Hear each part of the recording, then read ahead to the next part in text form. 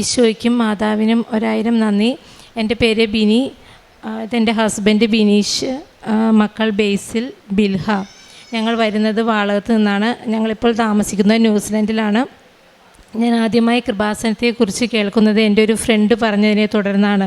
ഞാൻ ഇവിടെ വന്ന് ഉടമ്പടി എടുത്തത് 18/10/2022 ഈ അതിനുശേഷം ഞങ്ങൾ ഇന്നാണ് വരുന്നത്. ലീവിന് 3 വർഷങ്ങൾക്ക് ശേഷമാണ് വന്നത്. അതിൻ്റെ ഇടയിൽ ഞങ്ങൾ ഓൺലൈൻ ഉടമ്പടി എടുക്കുകയും light and candle prayer request ഇട്ട് പ്രാർത്ഥിക്കുകയും ചെയ്തു പോന്നിരുന്നു. ഉടമ്പടിയിൽ തന്നെ ഞങ്ങൾ ജീവിച്ചു പോന്നിരുന്നു.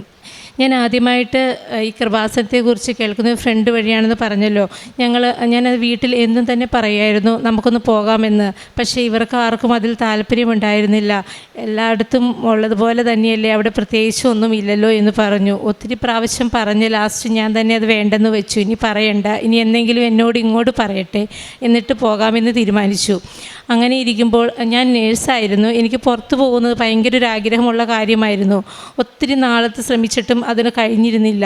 അങ്ങനെ ഇരുന്നപ്പോഴാണ് ന്യൂസിലൻഡിലൊരു ഇൻ്റർവ്യൂ വരികയും ഇൻ്റർവ്യൂ വരുന്നതിന് മുമ്പ് തന്നെ ഹസ്ബൻഡ് പറഞ്ഞു നമുക്കൊന്ന് കൃപാസനത്തിൽ പോയാലോ എന്ന് പറഞ്ഞു. ഈ കൃപാസനത്തിൽ പോയാലോ എന്ന് പറഞ്ഞ് ഞങ്ങളൊരു ഡേറ്റ് പ്ലാൻ ചെയ്തിരുന്ന അന്നായിരുന്നു ഞങ്ങൾക്ക് ഇൻ്റർവ്യൂ പെട്ടെന്ന് തന്നെ കിട്ടിയത്. രാവിലെ 7 മണിക്ക് ഇൻ്റർവ്യൂ അറ്റൻഡ് ചെയ്തു. അപ്പം ഞാനിവിടെ വന്ന് ഉടമ്പടി ഒന്നും എടുത്തില്ലായിരുന്നു. ഞാൻ ജസ്റ്റ് എൻ്റെ ഫ്രണ്ട് പറഞ്ഞൊരു അറിവിൽ അവർ തന്ന പത്രം മാത്രമാണ് എൻ്റെ കയ്യിലുണ്ടായിരുന്നുള്ളൂ, ഒരു കൊന്തയും. ഞാൻ ഈ പത്രവും കൊന്തയും ബൈബിളും വെച്ച് പ്രാർത്ഥിച്ച് ഇൻ്റർവ്യൂ അറ്റൻഡ് ചെയ്തു. അങ്ങനെ ഞങ്ങൾ അവിടെ നിന്ന് ആ വഴി കൃപാസനത്തിൽ ഫാമിലിയായിട്ട് വന്നു. ഇവിടെ വന്ന് ഭയങ്കര തിരക്കായിരുന്നു. ഇവിടെ വന്ന് പ്രാർത്ഥിച്ച് ഞങ്ങൾ ഇവിടുന്ന് പുറത്തേട്ട് ഇറങ്ങിയപ്പോഴേക്കും ഫോൺ റിങ് ചെയ്തു, ഇൻ്റർവ്യൂ സെലക്ഷനായി എന്ന് പറഞ്ഞ്. അതോടുകൂടി ഇവർക്കും വിശ്വാസം കൂടി. അങ്ങനെ ഞങ്ങളുടെ വിസ പ്രോസസ്സിംഗ് എല്ലാം വേഗം നടന്നു. ഞങ്ങളങ്ങനെ ഇവിടുന്ന് പോകുന്നതിന് മുമ്പ് ഞാനിവിടെ വന്ന് ഉടമ്പടി എടുത്തിട്ട് പോയി ന്യൂസിലൻഡിലേക്ക്. അതുകൂടാതെ 4 മാസം കഴിഞ്ഞപ്പോൾ ഇവരും അവിടെ വന്നു. അവിടെ വന്ന് ആദ്യമൊക്കെ കുറച്ച് സ്ട്രഗിളിങ്ങിലായിരുന്നു. എങ്കിലും മാതാവിൻ്റെ ഈശോയോടും ഞങ്ങൾ പ്രാർത്ഥിച്ചുകൊണ്ടിരുന്നു. അതുകൊണ്ട് വലിയ കുഴപ്പമൊന്നും കൂടാതെ എല്ലാം കടന്നുപോയി. അങ്ങനെ അവിടെ ഒരു ജോലിക്ക് ഹസ്ബൻഡിന് ഞങ്ങൾ ഒത്തിരി അന്വേഷിച്ചു. പക്ഷേ എങ്ങും തന്നെ കിട്ടുന്നുണ്ടായിരുന്നില്ല. ഞങ്ങൾ ദിവസവും മുട്ടിപ്പായിട്ടിരുന്ന് പ്രാർത്ഥിച്ചു. കാരണം അവിടെ ഒരു താൾക്കുള്ള ജോലി കൊണ്ട് ജീവിക്കുക എന്നത് വളരെ പാടായ ഒരു കാര്യമായിരുന്നു. പിന്നെ ഇവർ തിരിച്ചു പോകേണ്ട ഒരു സാഹചര്യത്തിലേക്ക് വരും ജോലി കിട്ടിയില്ലെങ്കിൽ. അങ്ങനെ ഇരുന്ന് പ്രാർത്ഥിച്ചു, എന്നും ഇരുന്ന് പ്രാർത്ഥിച്ചു. ലാംഗ്വേജ് പെട്ടെന്ന് വന്നതുകൊണ്ട് ഒരു പ്രശ്നമായതുകൊണ്ട് നമ്മൾക്ക് ഇൻ്റർവ്യൂ ഒക്കെ അറ്റൻഡ് ചെയ്യാനും ബുദ്ധിമുട്ടായിരുന്നു. ഞാൻ അങ്ങനെ ഇരുന്ന് പ്രാർത്ഥിച്ചതിൻ്റെ ഫലമായിട്ട് എൻ്റെ മനസ്സിൽ പെട്ടെന്ന് തോന്നി, ഞങ്ങൾ light and candle prayer request ഇട്ട് പ്രാർത്ഥിച്ചു ജോലിക്ക് വേണ്ടിയിട്ട്.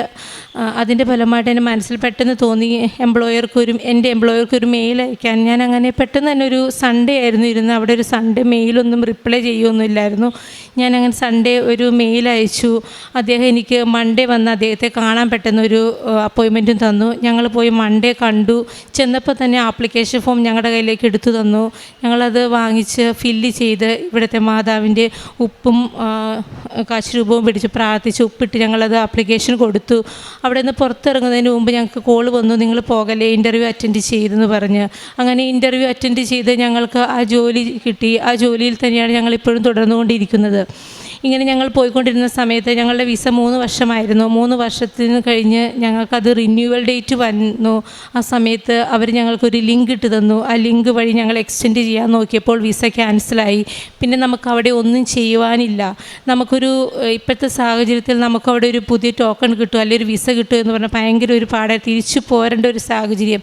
തിരിച്ച് നാട്ടിൽ വന്നാൽ പിന്നെ എന്ത് ജോലിയില്ല, ഒന്നുമില്ല.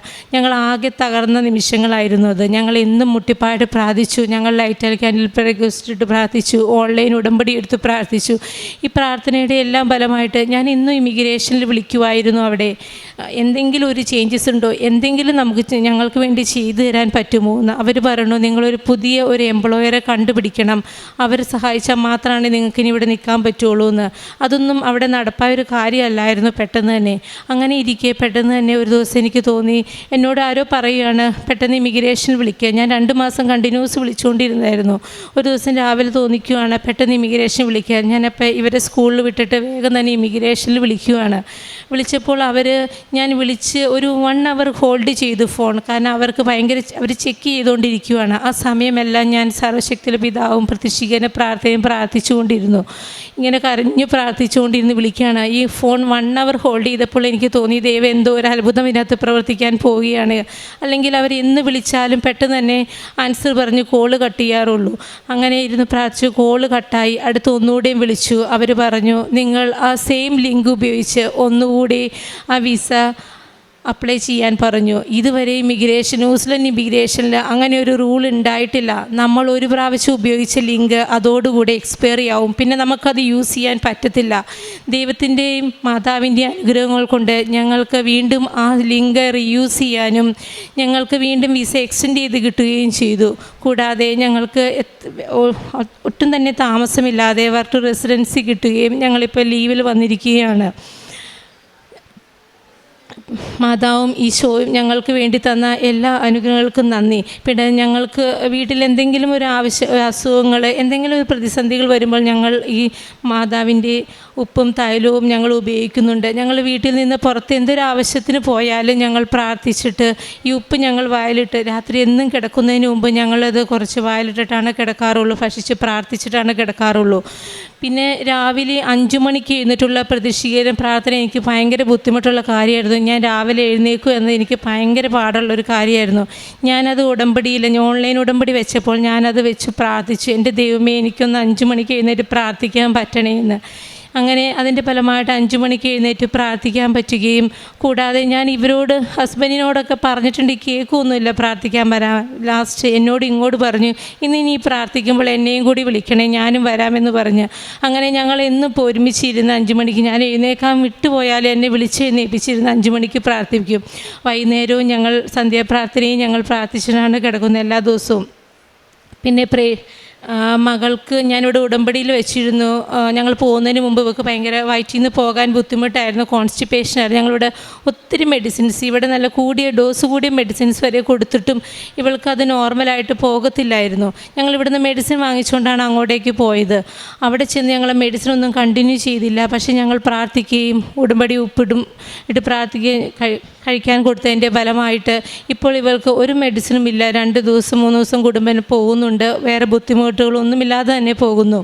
പിന്നെ ഞാൻ ഉടമ്പടിയിൽ വെച്ചൊരു കാര്യമായിരുന്നു കുടുംബത്തിലൊരു സമാധാനം. എന്നും വഴക്കൊക്കെ നിറഞ്ഞൊരു ജീവിതത്തിൽ ഒരു സമാധാനം. ദൈവത്തിൻ്റെ ഒരു പ്രത്യേക ഇടപെടലോടെ ഞങ്ങളുടെ ജീവിതം ഇപ്പം നല്ല രീതിയിൽ തന്നെ പോകുന്നു. ദൈവത്തെ അറിഞ്ഞ് ദൈവത്തോട് പ്രാർത്ഥിച്ച് നല്ല രീതിയിൽ ഞങ്ങൾക്ക് ഒരു കുടുംബജീവിതം കൊണ്ടുപോകാൻ പറ്റുന്നുണ്ട്. പ്രേക്ഷിത പ്രവർത്തനമായി ഞാൻ അന്നിവിടെ ഉടമ്പടി എടുത്തപ്പോൾ എനിക്ക് കിട്ടിയ കൃപാസന പത്രമെല്ലാം അന്ന് കൊടുക്കാൻ പറ്റിയിരുന്നു. ഞാനെല്ലാം കൊടുത്തിട്ടാണ് പോയത്. പിന്നെ അത് കിട്ടുക എന്നുള്ള ഒരു ഓപ്ഷൻസ് ഉണ്ടായിരുന്നില്ല. ഞാനങ്ങനെ ഒത്തിരി ആഗ്രഹിച്ചിരുന്ന സമയമായിരുന്നു എനിക്ക് ഒരു പേപ്പറെങ്കിലും കിട്ടണമെന്ന്. കാരണം വിസയൊക്കെ പോയ സമയത്ത് അതുപോലെ കരഞ്ഞ് പ്രാർത്ഥിച്ച സമയത്ത് ഒരു പേപ്പറെങ്കിലും എൻ്റെ ഈശോയെ കയ്യിലൊന്ന് കിട്ടുമായിരുന്നെങ്കിൽ എന്ന് പ്രാർത്ഥിച്ചപ്പോൾ എൻ്റെ ഒരു ഫ്രണ്ട് എന്നെ വിളിച്ചു ചോദിച്ചു, അവിടെ ചേച്ചി ഞങ്ങൾ നാട്ടിൽ പോയിട്ട് വന്നിട്ടുണ്ട്, ഞാനൊരു പേപ്പർ തരട്ടെ എന്ന് ചോദിച്ചു. അപ്പം ഞാൻ പറഞ്ഞു ഒരെണ്ണാണോ തരുള്ളൂ, എനിക്ക് ഒന്നുകൂടി തരുമോ എന്ന് ചോദിച്ചു. അപ്പം എനിക്ക് എൻ്റെ ഫ്രണ്ട് 2 എണ്ണം കൊണ്ട് തന്നു. പക്ഷേ എനിക്കതിനകത്ത് കിട്ടിയത് 7 എണ്ണമായിരുന്നു. ഞാനങ്ങനെ ഭയങ്കര സന്തോഷത്തോടെ പ്രാർത്ഥിച്ച് ഞാൻ ആ 7 പേപ്പറും അവിടെ കൊടുത്തു. അതുകൂടാതെ ഞാൻ അവിടെ ഓരോ രോഗികളുടെ അടുത്ത് ചെല്ലുമ്പോഴും ദൈവത്തോട് അവർ അത്ര ബോധത്തോടെ ഉള്ളവരായിരിക്കില്ല, എങ്കിലും അവരുടെ അടുത്ത് ഇങ്ങനെ ഓരോ കാര്യങ്ങൾ പറഞ്ഞ് പ്രാർത്ഥിച്ചിട്ട് കിടക്കണം. ഈശോയോടും മാതാവിനോടും പ്രാർത്ഥിക്കണം, മാതാവിനോട് ചോദിച്ചാൽ ഒന്നും തരാതിരിക്കത്തില്ല എന്നൊക്കെ പറഞ്ഞ് അവരോട് കൂടുതൽ പറഞ്ഞു കൊടുക്കുവാനും അവരിൽ ചെയ്യുന്ന ഓരോ കാര്യങ്ങൾ ചെയ്യുമ്പോഴും ദൈവത്തോട് കൂടുതൽ ദൈവമേ ഇവർക്ക് വേണ്ടിയിട്ട് നീ പ്രവർത്തിക്കണം കേട്ടോ, ഇവർക്കിതിന് പറ്റില്ല എന്നിട്ട് ആണല്ലോ കർത്താവേ, നീ ഇവരിൽ വേണ്ടി ഇവരുടെ ആവശ്യങ്ങളെല്ലാം അറിഞ്ഞ് ഇവരെ നടത്തണട്ടോ തമ്പുരാനെ എന്ന് പറഞ്ഞ് ഓരോ കാര്യങ്ങൾ അവർക്ക് ചെയ്തു കൊടുക്കുവാനും കഴിയുന്നുണ്ട്. പിന്നെ കാരുണ്യ പ്രവൃത്തികളായിട്ട് ഞങ്ങൾ അവിടെ നിന്ന് ചാരിറ്റിയായിട്ട് പൈസ കൊടുക്കുകയും പിന്നെ ആരെങ്കിലും അസുഖമായിട്ട് ഇങ്ങനെ സഹായം ചോദിച്ചാൽ അത് ഞങ്ങൾ സഹായമായി കൊടുക്കാറുണ്ട്.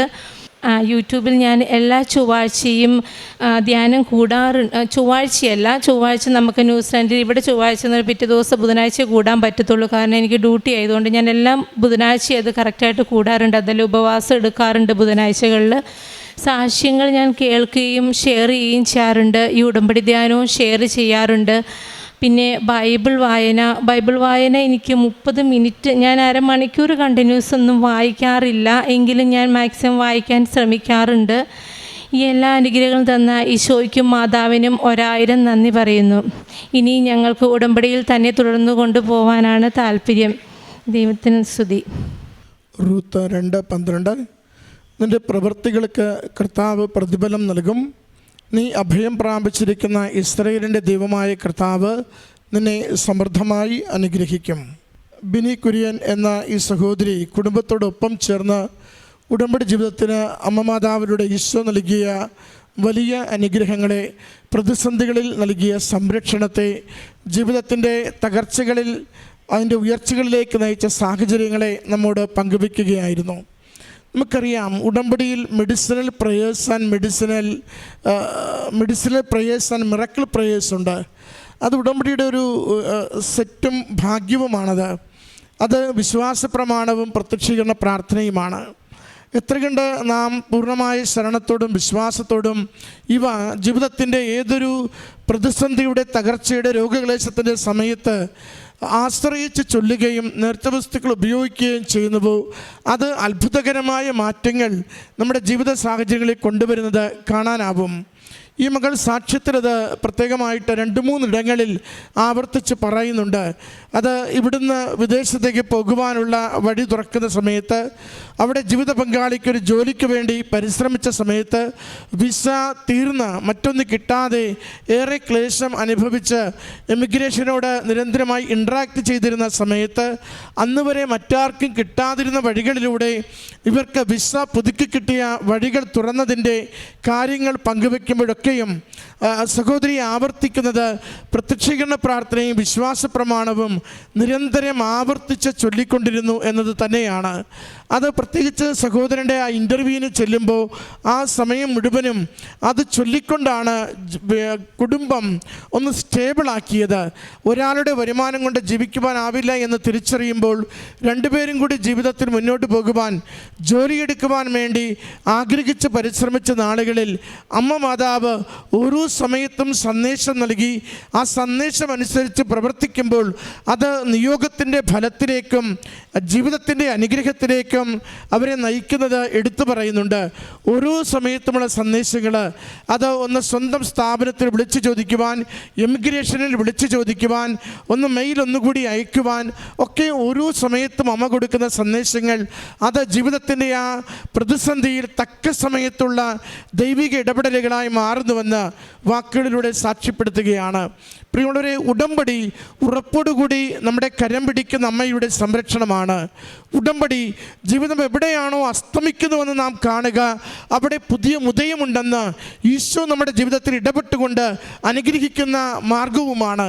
അതുകൊണ്ട് ഉടമ്പടിയിൽ നമുക്ക് പ്രത്യാശയോടു കൂടി ഉടമ്പടി ആവശ്യപ്പെടുന്നത് പോലെ നമ്മളിൽ നിന്നും എങ്ങനെ ജീവിക്കണമെന്ന് ഉടമ്പടി പറയുന്നുവോ അതുപോലെ നമ്മുടെ ജീവിതത്തെ ക്രമപ്പെടുത്താം. ഉടമ്പടി നമ്മുടെ സ്ഥിരതയോടുകൂടി ജീവിതം മുന്നേറുന്നതിന്, അനുഗ്രഹിക്കപ്പെടുന്നതിന്, സമാധാനം നൽകുന്നതിന്, നല്ലൊരു ആത്മീയ ജീവിതം നയിക്കുന്നതിന് നമ്മളെ സഹായിച്ചുകൊണ്ടിരിക്കും.